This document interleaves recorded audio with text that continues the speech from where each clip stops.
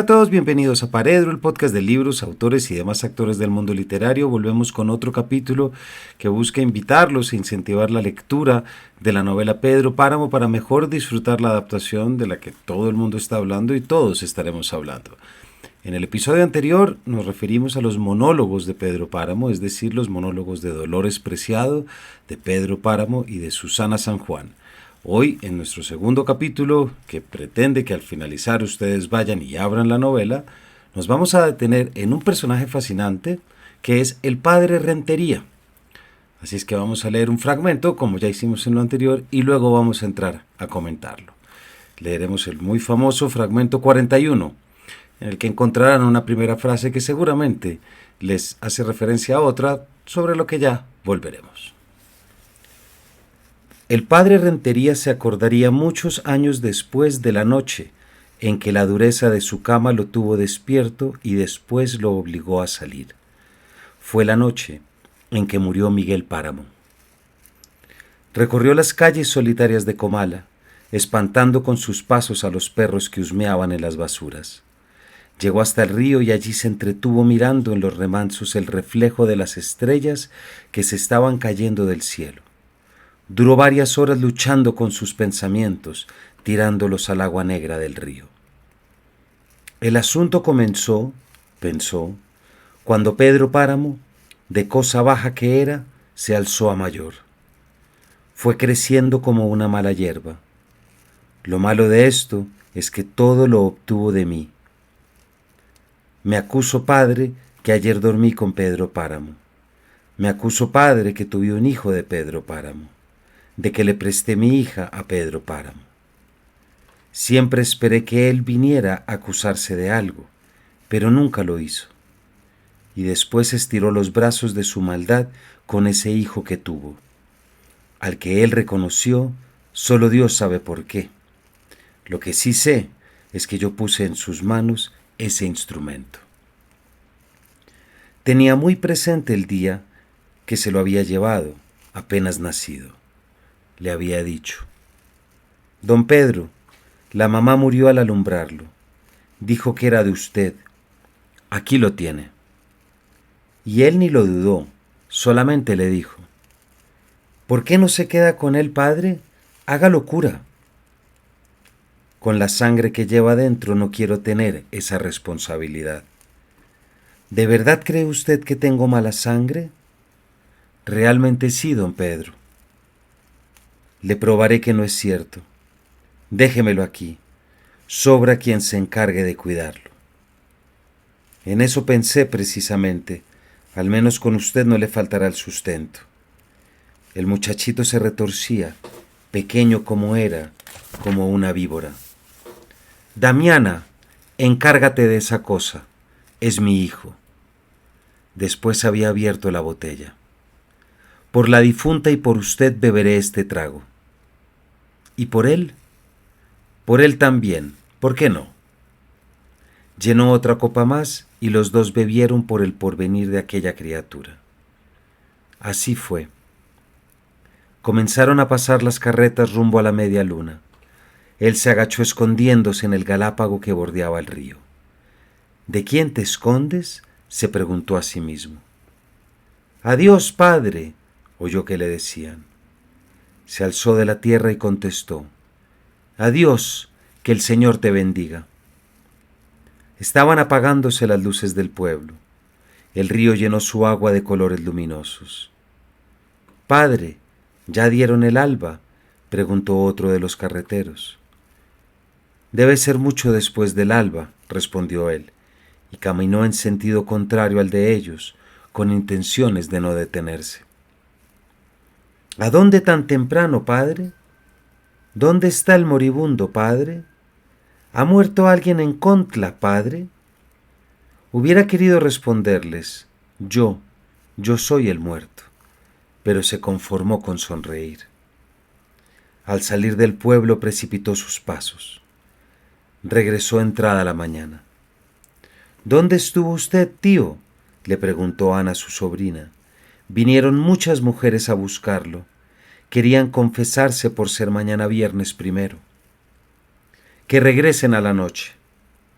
Se quedó un rato quieto, sentado en una banca del pasillo, lleno de fatiga. Qué fresco está el aire, ¿no, Ana? Hace calor, tío. Yo no lo siento.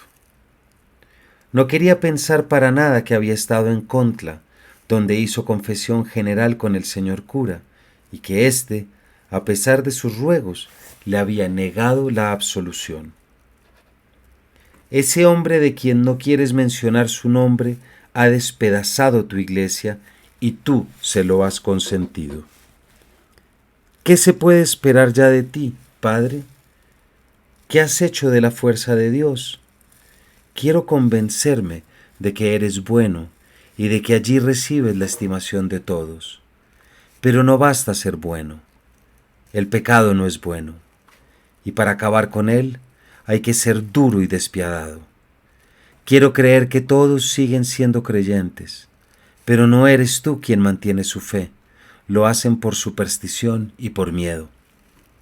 Quiero aún más estar contigo en la pobreza en que vives y en el trabajo y cuidados que libras todos los días en tu cumplimiento.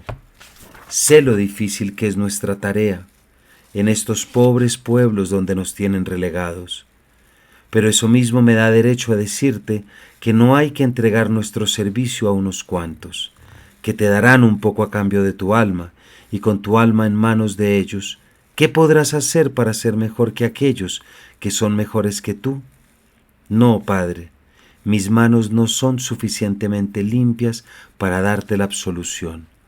Tendrás que buscarla en otra parte. Dejamos el fragmento por acá, aunque tiene otro par de páginas que ustedes ya con las que se encontrarán y se enfrentarán cuando abran la novela. Pero vale la pena un par de comentarios para mejor comprender este personaje. En primer lugar, el padre Rentería es el sacerdote de Comala, es decir, es el encargado de la salvación o de la absolución, si se quiere, de sus residentes.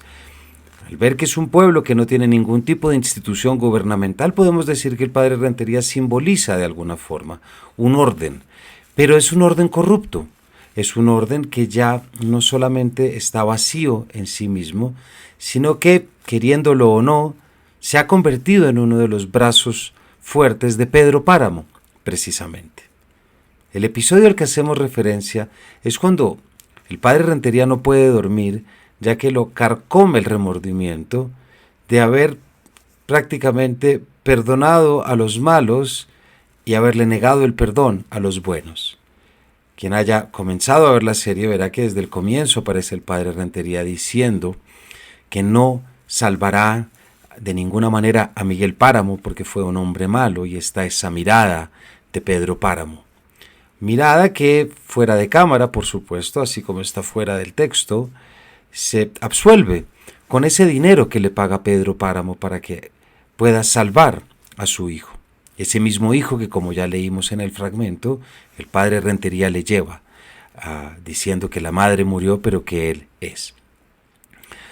Hay una similitud, si se quiere incluso, entre el padre Rentería y Fulgor Sedano, que es esa macabra mano derecha de Pedro Páramo, con la diferencia que Fulgor Sedano no tiene ningún tipo de conciencia, mientras que el padre Rentería sí que la tiene, y lo atormenta y lo carcome. Tanto es así que decide ir hasta Contla, el pueblo cercano, y confesarse con el sacerdote, quien le niega el perdón, quien le niega la salvación, puesto que reconoce que él ha sido uno de los principales actores que ha permitido que Pedro Páramo tenga el poder que tiene. En este fragmento que leímos están todas estas mujeres que buscan al padre Rentería. ¿Para qué? Pues para pedir perdón por haberse acostado con Pedro Páramo.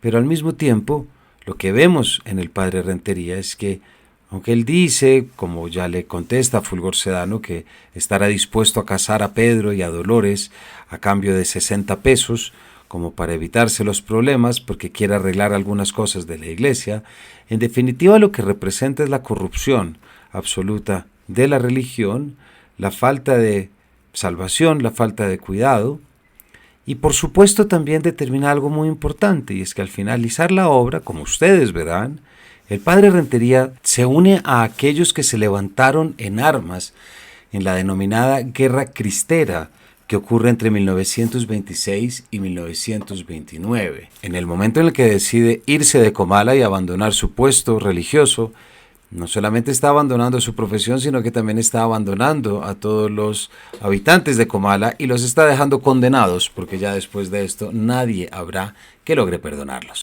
De alguna forma esto representa la partida de la última institución que quedaba en Comala, y esta partida implica una condena al pueblo y hace que se convierta en un hogar de fantasmas y de, por supuesto, de trauma. Cada uno podrá llegar a las conclusiones de lo que esto determina, ¿no? Pero es, por un lado, la culpabilidad que tiene la institución religiosa en este desarrollo de poder de Pedro Páramo, la hipocresía, por supuesto, de uno de sus representantes, porque, por ejemplo, le dice a Dorotea que no va a poder salvarla, tampoco salva a Eduviges Diada, mas sin embargo sí salva y le da la salvación y la absolución a Miguel Páramo por un puñado de monedas. Y no olvidemos que Miguel Páramo pues es quien a tantas mujeres violó, con tantas mujeres se acostó. Como dice este mismo párrafo, es una de esas víboras. Ahora bien, hay un último detalle que les quiero contar de este fragmento, y es que por supuesto esa primera frase, como les decía, algo les tiene que haber resonado. El padre Rentería se acordaría muchos años después de la noche en que la dureza de su cama lo tuvo despierto y después lo obligó a salir. Y es bastante claro que hay una inmensa relación con muchos años después, frente al pelotón de fusilamiento, el coronel Aureliano Buendía había de recordar aquella tarde remota en que su padre lo llevó a conocer el hielo. Esto, por supuesto, nos pone de frente con lo que supone la influencia de Juan Rulfo y de Pedro Páramo en la obra de Gabriel García Márquez. Y encontré en la fabulosa página del Centro Gabo, búsquenla si quieren, hay un artículo que se llama Breves Nostalgias sobre Juan Rulfo, que son las palabras de Gabriel García Márquez al escritor mexicano Juan Rulfo en el libro Homenaje Nacional del Instituto Mexicano de Bellas Artes de 1980. Y quiero leerles un pedazo para que entendamos desde las palabras de García Márquez lo que supuso la lectura de la novela entera y, por supuesto, de este párrafo. Se trata del momento en el que García Márquez está en México con su gran amigo Álvaro Mutis. Y ya que hablamos de Mutis, no olviden que aquí en Paredro tenemos un sensacional capítulo que lo recuerdo. Tomo la lectura. En esas estaba cuando Álvaro Mutis subió a grandes zancadas los 7 pisos de mi casa con un paquete de libros. Separó del montón el más pequeño y corto y me dijo muerto de risa: lea esa vaina, carajo, para que aprenda. Era Pedro Páramo, dice García Márquez. Aquella noche no pude dormir mientras no terminé la segunda lectura. Nunca, desde la noche tremenda en que leí la Metamorfosis de Kafka en una lúgubre pensión de estudiantes de Bogotá, casi 10 años atrás, había sufrido una conmoción semejante. Al día siguiente leí El llano en llamas y el asombro permaneció intacto. Mucho después, en la antesala de un consultorio, encontré una revista médica con otra obra maestra desbalagada, La herencia de Matilde Arcángel. El resto de aquel año no pude leer a ningún otro autor, porque todos me parecían menores. No había acabado de escapar al deslumbramiento cuando alguien le dijo a Carlos Velo que yo era capaz de recitar de memoria párrafos completos de Pedro Páramo. La verdad iba más lejos. Podía recitar el libro completo, al derecho y al revés, sin una falla apreciable, y podía decir en qué página de mi edición se encontraba cada episodio, y no había un solo rasgo del carácter de un personaje que no conociera a fondo. Cierro comillas. Así que cuando traemos al padre Rentería, no solamente estamos trayendo uno de los trasfondos espirituales y religiosos más importantes de la novela, sino que también estamos trayendo a un personaje y a un fragmento que Gabriel García Márquez conocía de memoria y en el cual sobradamente Algo tuvo que ver, ¿no creen ustedes?, en la composición de esa primera frase de 100 años de soledad que muchos de nosotros llevamos tatuadas ya en la memoria. Espero que lo hayan disfrutado y no olviden, vayan a la novela. Estuve leyendo de la edición, al igual que el capítulo anterior, de la edición Ayacucho, que es la obra completa. Pero hay sensacionales ediciones que ustedes puedan encontrar y pueden ir a comprar. Así que apúrenle, que vale mucho la pena. Gracias por su compañía y gracias por escuchar.